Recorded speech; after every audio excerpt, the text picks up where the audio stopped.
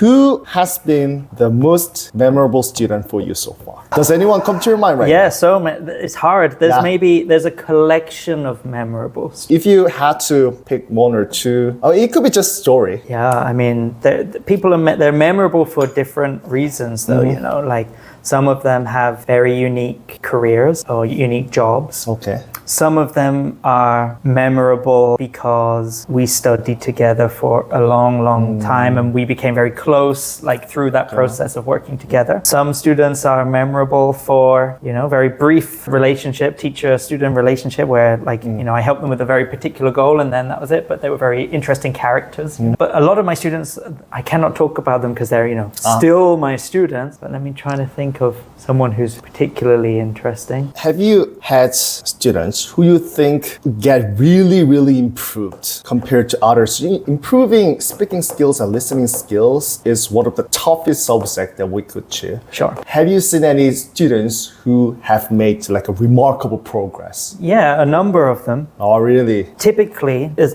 two types of students that make big improvements. Number one is absolute beginners. The reason that they make huge progress is because when you're a beginner, it's quite easy to improve, right? Because everything is new and they, you know, move super fast and usually highly motivated.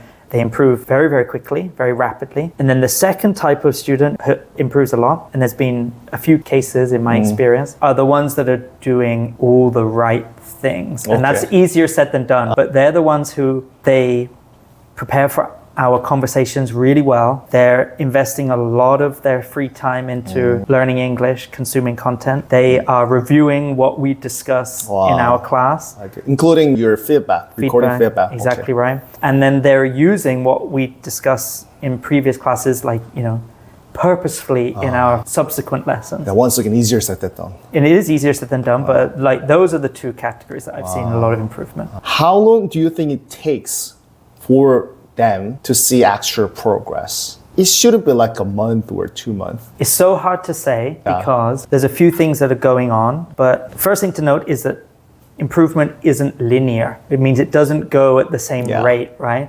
There will be moments of improvement where there's like plateau and then suddenly like something will happen and it's like, wow, this conversation went really well. And, you know, 2 months ago, they never would have been able to express their ideas in that kind of way. And so it's like more like uneven steps of improvement, sudden bursts and then periods of plateau. But overall, I would say that it's a long process. It's not, like you say, it's not going to be an instantaneous thing.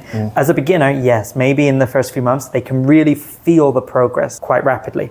But if an intermediate student comes to me, maybe it can take 6 months or so, regular lessons once a week, twice a week, and they're doing a lot of work outside, then they start to feel the improvement. Part of my job, though, is to give them the encouragement in between those moments of realization, because that's when people quit, right? Is when they don't feel the improvement. Exactly. How many months do you think I always answer to the question something like this to my students? I have no 6 idea. months.